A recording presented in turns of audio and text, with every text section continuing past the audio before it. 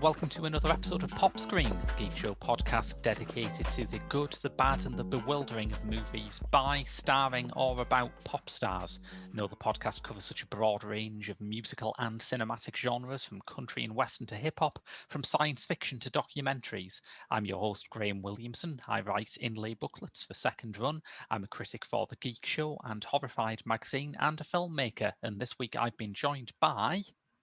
Mick, who reviews all sorts of stuff for all sorts of people, almost on demand. Yeah. You're not good at self-promotion, are you, Mick? I'm not, no. I'm not. Well, I like to hide my bushel. No, I like to hide my light under a bushel. I have also no like light, to, if I'm honest. I also like to set fire to Gary Bushell, but that's not what we're here for. I'd rather set fire to Gary Newman, if I'm honest.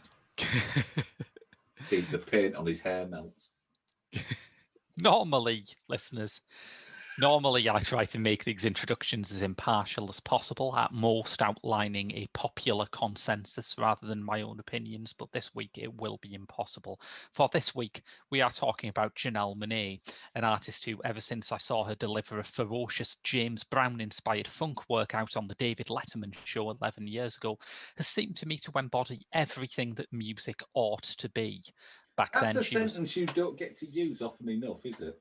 It's not. No, there can only be so many people who do that. Yeah. Yeah. Back then, she was promoting the Arcandroid, a record whose Afrofuturist take on the concept album spanned pop, hip-hop, funk, folk, soul, R&B, psychedelia, electropop, bossa nova, and Gregorian chanting. Later releases have been more pop-focused, but just as ambitious, with her 2018 album Dirty Computer breaking with her usual role-playing to produce her most personal work to date. She is an LGBTQ icon, a science fiction visionary, a musical prodigy, and the one plausible inheritor to the cultural space vacated by Prince and David Bowie. Anyway, this is a movie she was in. Right, is that it? I wish that was it. I mean, I'm not as au fait with the works of Miss Monae as your good self, but I've liked what I've heard. I've liked what I've seen. Mm. I spotted a performance she did at, I believe it was, I believe it was somewhere in a field in Glastonbury. Do they do festivals there now? I believe they have some kind of pop event, or they did till this bloody pandemic. Yeah. Yes, and she did a set there, and I thought I was watching like some kind of ska revival. Because that was I assume the 2011 one where her and all her band were in like monochrome. Yeah. Fantastic set. Yes, it was. So, I mean, obviously, as we've discussed on other episodes of the show, I'm not that current, so I didn't watch it in 2011. I probably watched it last summer when they were doing a sort of best of Glastonbury, because Glastonbury's not on. Yes, absolutely. But there was that joyous thing, wasn't there, where BBC iPlayer opened the archives and put loads of absolutely vintage sets like that on, which really lifted that summer for me. But based on that, I thought, well, this film sounds interesting. Based on that, we thought, let's do a Janelle Monae movie for Pop Screen. Which shall it be? The acclaimed Hidden Figures? Maybe not. The Oscar-winning Moonlight? Could do, but she's only in that for a little bit. Let's do Antebellum, because, listeners, we're fucking idiots.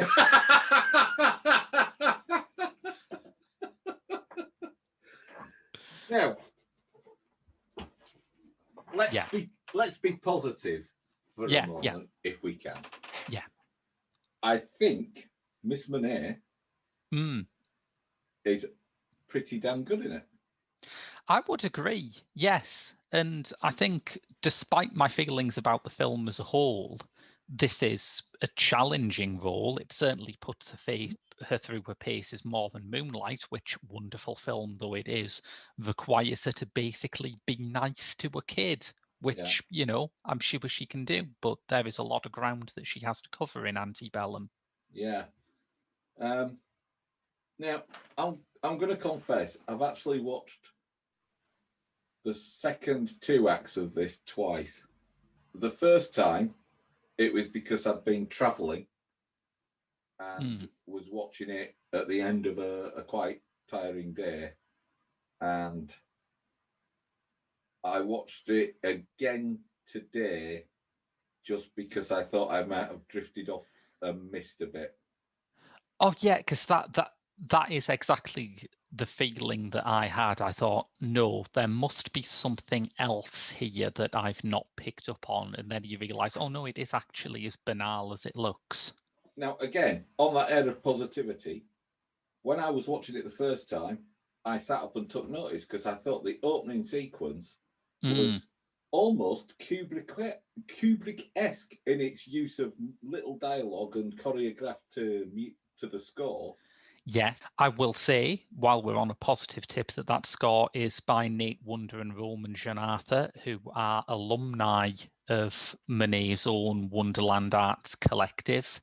Roman Janatha also put out a fantastic EP of Radiohead covers that features Janelle Monae singing No Surprises a few years ago. And this is a really accomplished, striking, classical but still surprising score that they've put together for this film. And I thought, in general, the cinematography was strong. Yeah, absolutely. Yeah. Right, I'm done. Yeah, it's.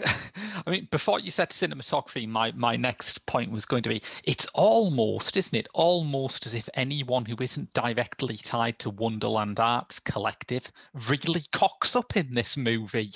Well, the thing is about it, if I strip it down into all its constituent parts, it's great. Yeah. Each individual component is fine. The script or the dialogue element of the script is fine. The performances range from good to great. Yeah. The cinematography is generally good. The score, as you mentioned, is great. But somehow, what someone's managed to do is take all those fantastic ingredients, put them in a mixing pot, and come up with a Big Mac. Yeah, that is very much what it feels like. And the other thing I think it is it's like an M. Night Shyamalan film where he forgot to put the twist in. Oh no, there is a twist, and I was literally going to say it is an absolute Shyamalan of a twist. It is an absolute clunker of a twist. It is a twist that you work out part way through, and part of you thinks it would be funny if they did that, and then as it goes on, you think, oh no, they're really going to do that, aren't they? This is why I ended up rewatching it, because at first it looks like it's a time travel-y thing. Yeah. It's like an extended X-Files episode or something. And that's why I rewatched it, because I thought I'd missed the bit where the time travel bit, it turned out, no, I didn't.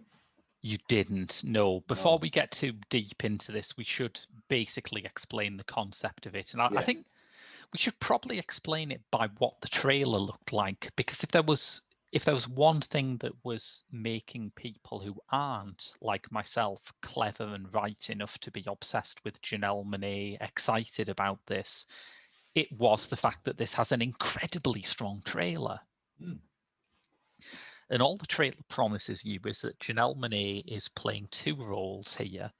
One of them is Eden, a slave in the antebellum South who is as you would expect, suffering horrendously. The Antebellum was a time when 18% of America's population was enslaved. You know, the absolute horrible zenith of slavery as an institution. And then we see her as, is it Veronica? Veronica, yes, an author in the present, a civil rights activist, a happily married woman with a child. But there is some sort of connection beyond just they're played by the same actor, that Eden is in her bed when she hears Veronica's cell phone, that there seem to be planes in the sky, that there are other anachronisms of costume and jewelry and other things that in another film you would just write off as a continuity error, but this is focusing on them, asking you to work out how the pieces of the puzzle fit together. It sounds really good. Yeah. Because from what I saw prior to watching it and agreeing to be on this episode of Pop Screen, I was imagining a kind of hybrid of sort of 12 Years a Slave and Cloud Atlas. Yeah, that's a good one. Yeah. That's what I was imagining.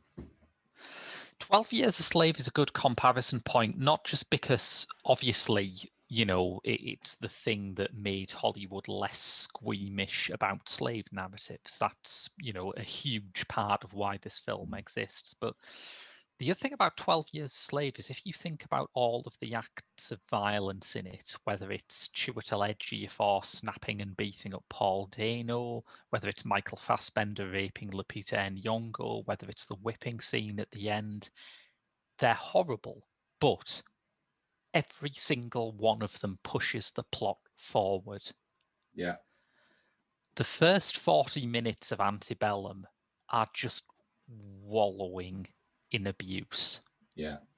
I don't think they're, I mean, you have to show some, you have to establish what kind of world these slaves are living in.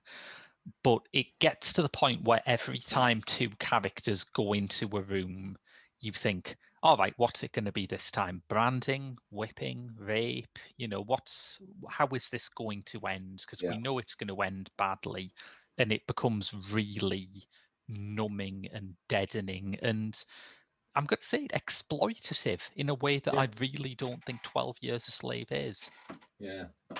And that is the thing. This is until we switch to the modern day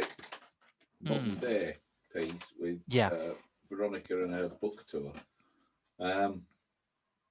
It's a really hard watch. Yeah.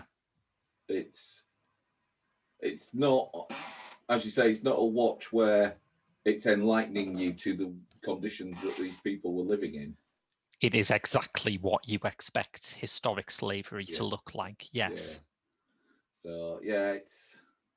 And the other thing I think is that you mentioned the cinematography earlier. I will just bring up the name of the cinematographer there. It's Pedro Luke, and yes, does a fantastic job, certainly.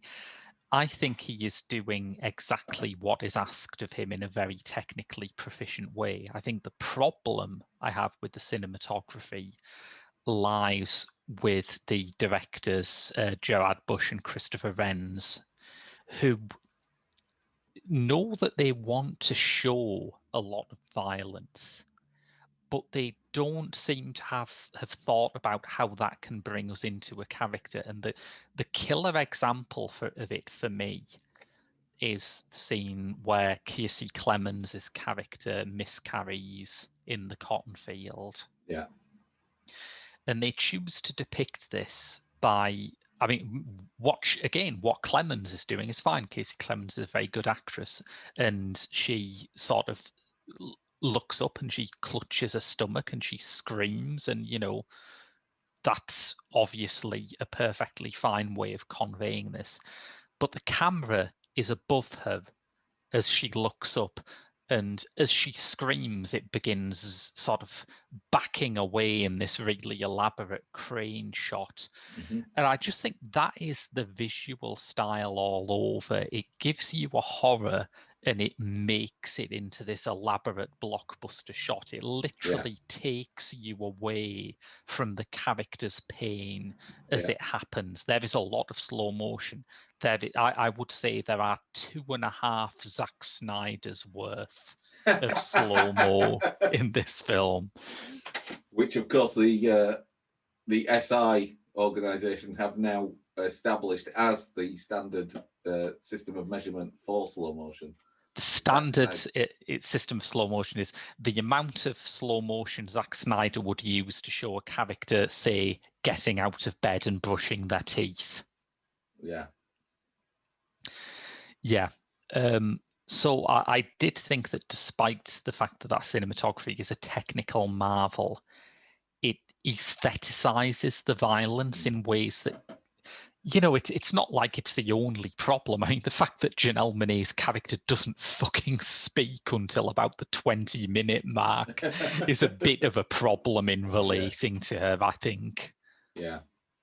I mean, I kind of get what the film's trying to achieve, but I also don't. In order to say why you don't, shall we put a spoiler warning up front? Because I think when you talk about the cumulative meaning of this film, we're going to have to explain how it unfolds. Yeah. So if you don't want to hear spoilers, listeners, please, stop listening now, because we are going to go into that. Normally at this point, we'd say, go away and watch the film. Yes. But we don't necessarily want to put our listeners through that, do we? No, I think, personal injury lawsuits being as rife as they are at the moment, I don't want to encourage anyone to really be doing that. I think I'm still processing parts of the plot. Because it goes from there, like at about the 40-minute mark, after about 40 minutes of absolutely relentless rape and torture and branding, you finally hear that mobile phone go off, just like you saw in the trailer, without it taking 40 minutes about it. And there seemed to be some sort of evidence that there was some kind of ritual involving markings on the bed and stuff like that, and it was almost like it had a mystical, that was some kind of totem that would invoke whatever it was that pulled. It felt like that was a sort of that engraving, that carving on the bed, or on the side of the shed, or whatever it was. That was the totem that would invoke the magic that called across the generations to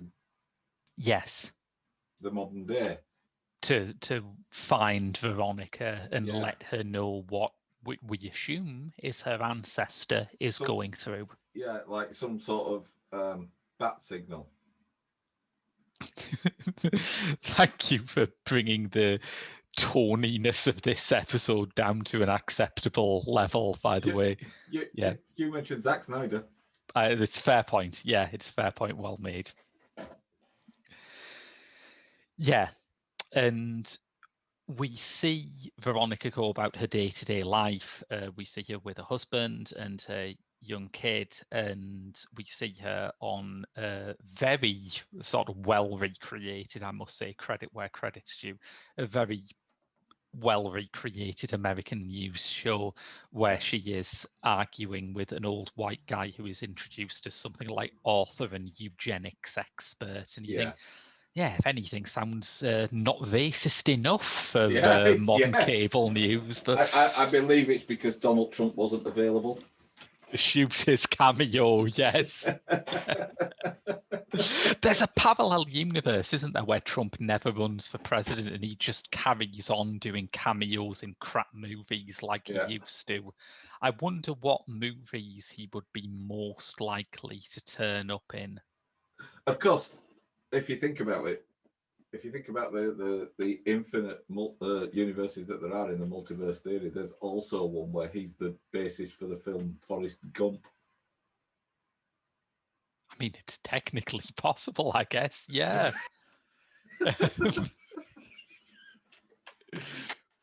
But anyway, back to Yeah, Veronica's. you broke my mind a bit with Forrest Trump there. I think I needed a second to reset after that.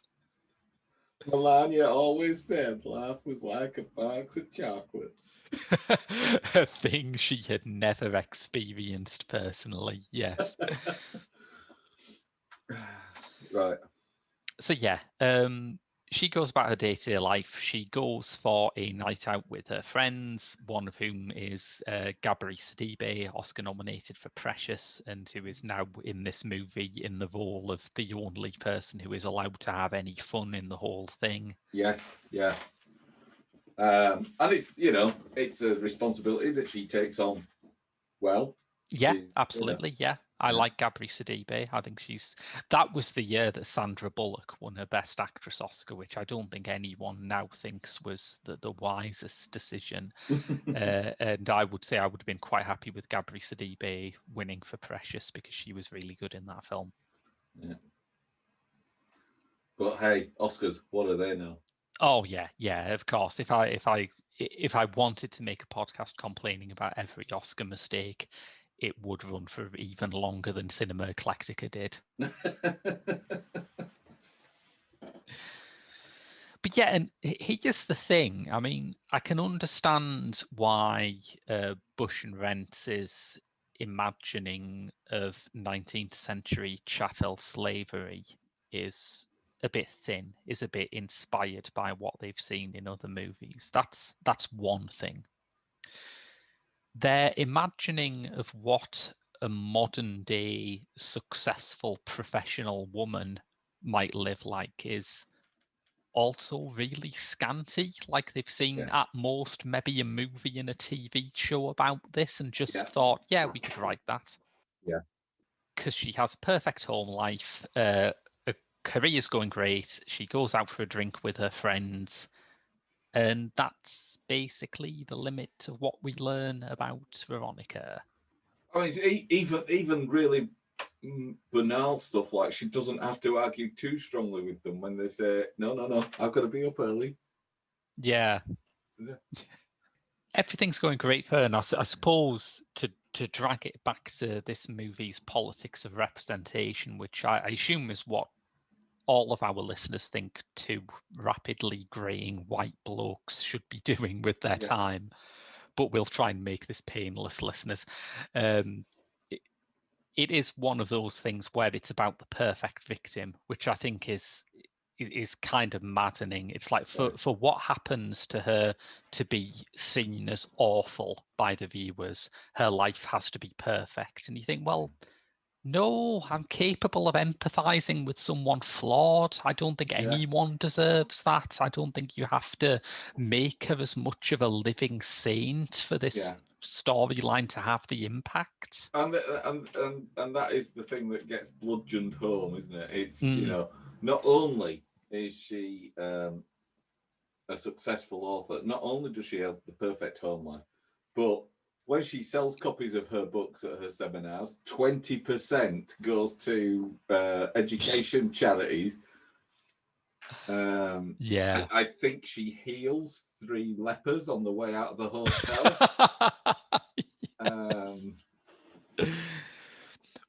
What a gal.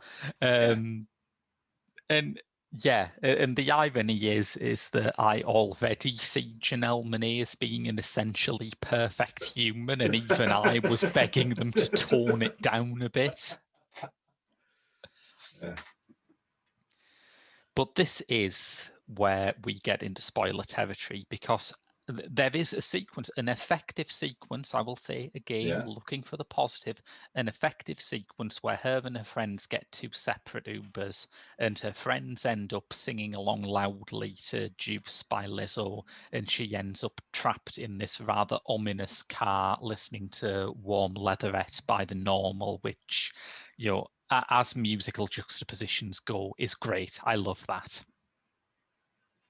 It was lost on me. It was basically that noise these young people listen to. The Normal? Yeah. Not something that's been on my radar. This is one of those things like Kenneth being immortal in 30 Rock, isn't it? You're going to like talk this way about Max Bygraves next. Who? Is he one of them drill artists? I've never heard of the Normal. When were the Normal active? I'm going to look this up just to make it clear who is indeed the Normal one. Well, it's not going to be one of us two, is it? Music, the Normal, a recording project of English music producer Daniel Miller. Years active, 1978 to 1979. Not a long career, I grant you, but it's within your era, I would say. Well, yeah, but I was like 10. I can sort of see how this music would not be appealing to 10-year-olds. You know, we're also talking about that was the year that the charts were dominated by the soundtrack from Grease. I would love to hear the Normal play the soundtrack to Grease. And as we've mentioned on a previous episode, or possibly a subsequent episode, I don't know. We've mentioned it on another episode. I was listening to Slade, Arrows, Gilbert and Sullivan, Rodgers and Hammerstein, and Suzi Quatro. Yeah, that's true. I can understand how that would be, you know, a full diet. Yeah. I just now we've looked it up, I just want to read out this bit from the Normal's Wikipedia page because you know when Wikipedia gets really bitchy. Yeah. I always love that shit. And he's a classic example of it. Here is the forming of the Normal according to the doubtless utterly reliable source of Wikipedia.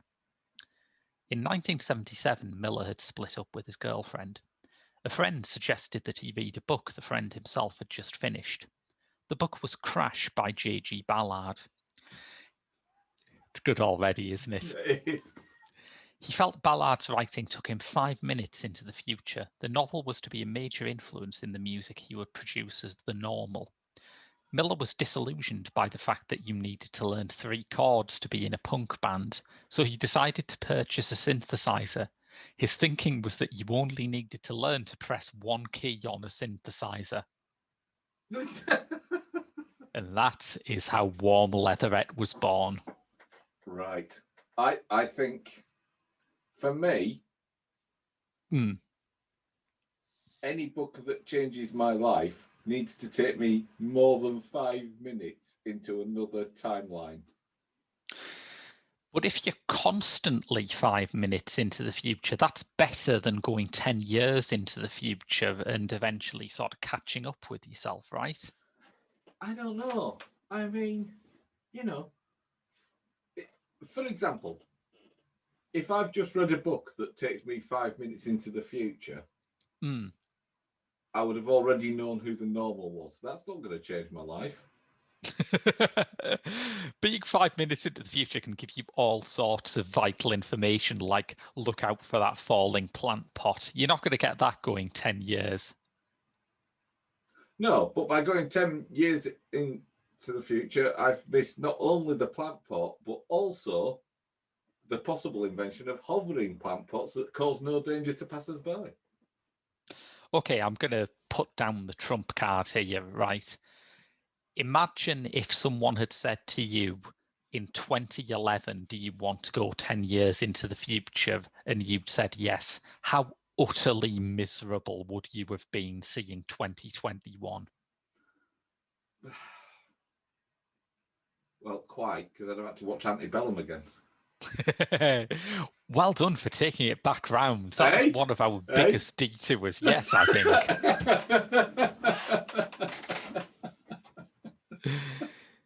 Yes.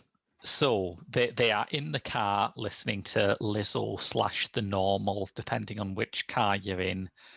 And the thing happens, which is that Jenna Malone, who is normally a sign that things are about to get fun, but not here, folks, not here, kidnaps Veronica. And it is revealed that the first half of the film is actually set in the modern day as well. Yeah. a version of the modern day where absolutely no one says, even when the plantation owners are well out of sight, well out of earshot, absolutely no one says, this is fucking ridiculous. It's 2020. Yes. That's the thing that get, because this was the plot of a Shalyman film, wasn't it? It was it the village? Yes. Yeah. This makes as little sense as it did then. Yeah. It's impressive how the passage of time has failed to put a rosy glow over that, isn't it? Yeah. But this is it, all these people that you then learn that there are mobile phones everywhere. Yeah. There are visitors to this place because it's like a theme park, a colonial theme park place. Yes. And you think, what? There is as soon as I saw it, as soon as this twist was revealed, my first thought was, have they fortified against major security breaches, like, say, someone driving past? Yeah. And the answer is no. What they've done is, in that idea of make the lie really big, they've put a big sign up saying colonial reconstruction. I suppose it kind of works, because if you sort of said to me, do you want to go and see some southern US politician's plantation theme park? My answer would be, Christ, no. Yeah. So it does a pretty good job putting you off visiting. But I mean, the thing is, right, even in the context of it's a colonial reenactment theme park. Yeah. Right. They do quite a lot of Renaissance fairs and medieval fairs. Yeah. In the US. Yeah. Yeah. When they go to the medieval ones, it's all about, like jousts and merry tournaments. They don't bring out plague victims to lick you. And I can sort of see what they're going for here, because people in America still have plantation weddings, and this is kind of mind-blowing that in Europe nobody goes to concentration camps to get married. No. But in America, in certain states, it is perfectly normal to go to these historic centers of injustice and have it as the romantic backdrop for your wedding. So I suppose they're kind of going for something about that, but it's one of those twists where even I love dream logic in films. I love David Lynch. I love Maya Deren. I love Ildiko Enyedi, Terrence Malick.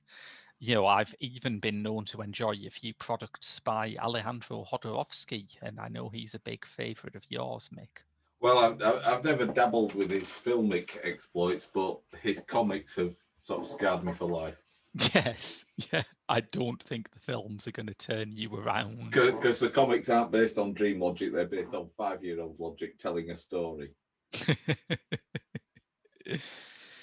But yeah, even I am going through this thinking, yeah, but why didn't they? Yeah. And it's one of those things where the fact that it tries to wrong foot you at the beginning into thinking that there's a separation between the time zones. Yeah. It makes you start thinking, well, what if they had written it as the time travel story? And then you start thinking back and thinking, does it hold up as it does at the moment? No, it doesn't. Did they start thinking about writing a time travel story and then think, no one will buy this? There are a lot of things like those symbols on the bed you mentioned, like the butterfly symbol, which, as you can see, is everywhere in the film's marketing and almost nowhere in the film itself. There are some things that seem to imply they were going for a more mystical or science fictional explanation, and then just inexplicably decided that this was better. Yeah, it's such a wasted opportunity. It's such a strange thing. And Yeah, I read an interview with Bush and Rent about it that ran on Letterboxd about the film. And one of the things they said, which I think is kind of interesting in terms of how the film pans out, is they didn't want anyone using the N word, because they said as soon as someone uses the N word, it kind of gives the audience license to think, oh, right, they're racists. That's the word that racists use. Thank God I'm not like that. And on its own, I think that is a valid argument. I think that you can say that it is harder to present racism as being insidious and being still present in society if you use this inflammatory language that most people do not use. It is kind of complicated by the fact that when the racist power structure in Antebellum is revealed, it's the dumbest, most cartoonish version of racism you've ever seen in your life. Yeah. I mean, as a white man, did not feel implicated by this. No. Is that because you don't draw your accent in any way, shape, or form? It's because I am not Foghorn Leghorn.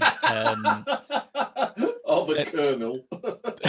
And also, not only have I never kidnapped a successful black person and forced her to live in my weird cosplay version of slavery, if somebody told me they were doing that, I'd think, that's bad. Yes, stop that immediately. Yeah. I think the most insidious aspect of the whole thing is the implication of the kid in the whole thing. Yeah.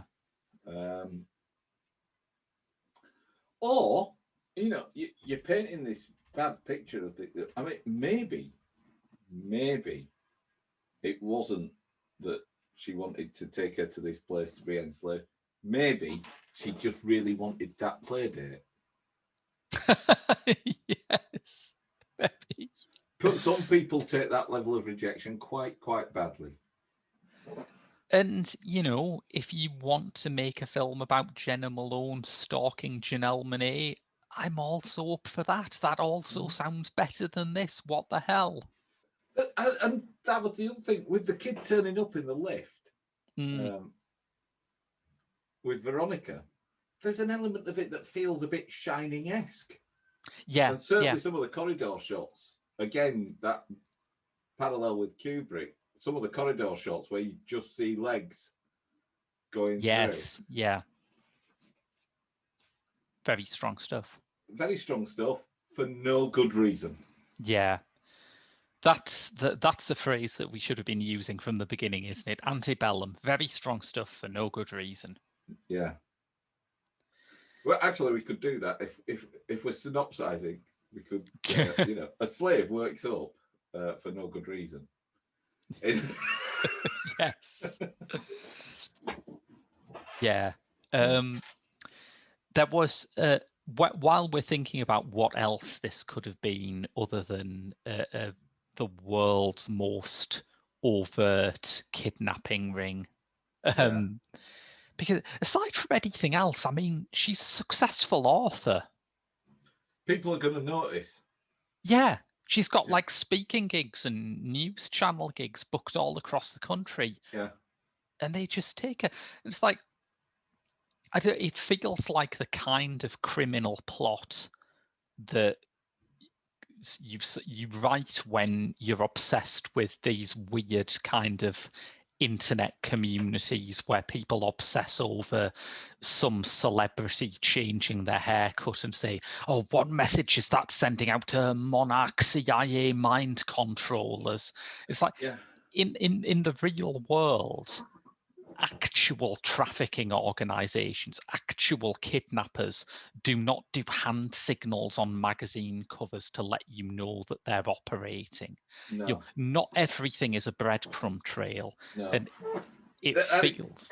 It's almost like whoever the mastermind is, which never really becomes clear. No, behind this whole operation. No.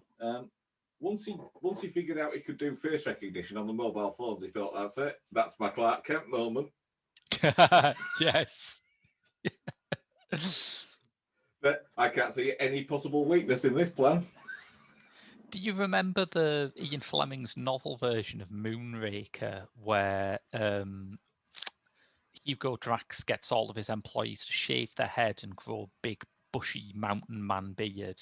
And then if they're ever in trouble, they just shave off their beard and let their hair grow out and they're unrecognizable. That is a better plan than this. It is. It is. Yeah. So while I was trying to work out ways that this could have gone differently, there was a very good review of this in Vulture by Angelica Jade Bastian, who said Veronica has this line that is something like, "Our ancestors haunt our dreams to see themselves in the future," or something like that. Now, that would have been a great tagline for the film that this looked like it was going to be. Exactly. And Bastian points out that that sounds an awful lot like the plot of Kindred by the pioneering science fiction writer Octavia Butler, who is also a favourite of Janelle Monae. There is an appearance she made on the Colbert Show to promote Dirty Computer, where she name drops Octavia Butler as an influence and people in the audience clap and cheer. And I thought, sometimes the mainstreaming of nerd culture is a good thing. I'm happy that I can live in a time where someone on a mainstream chat show can say they love Octavia Butler and there's a round of applause. Yeah, you see, I've tried the same with Olaf Stapleton and no one, not a titter. Is it because Olaf Stapleton sounds like he hosts some sort of a DIY show and everyone's just thinking, is he on changing rooms or the repair shop?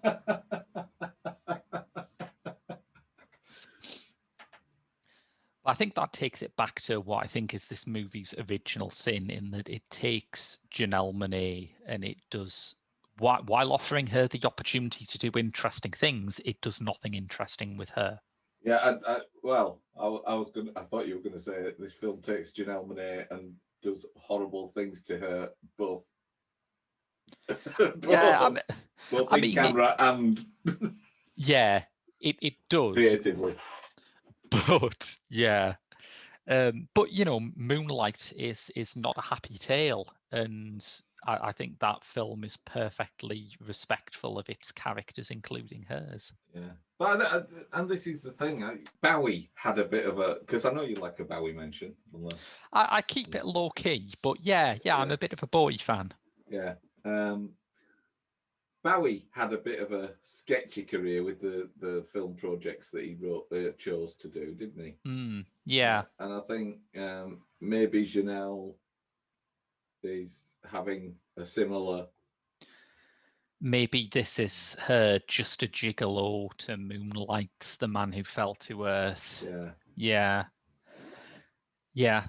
I think, and I think possibly she's been seduced by a worthiness to the script that ultimately in the finished product wasn't there.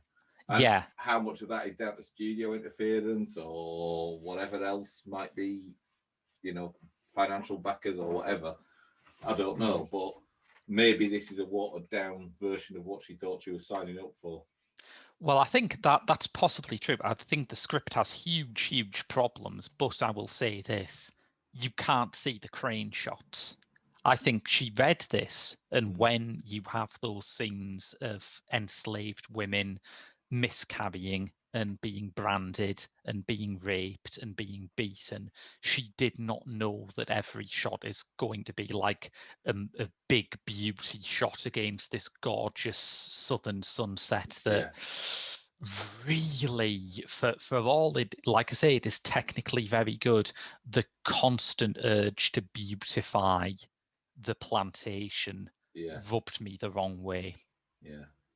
It is already a beautiful location. That's its problem. That's why people still have weddings there. But you don't have to lean on it. You don't have to join in as a director. So, I've realised that we can't be Antebellum. Yeah, we are sure as hell not pro-bellum. No, but we're also not pro-Antebellum. No. It's a tricky one. It's a tricky fence to sit on. This is more of a conundrum than anything that is happening in the movie. I'll give it that. Yeah.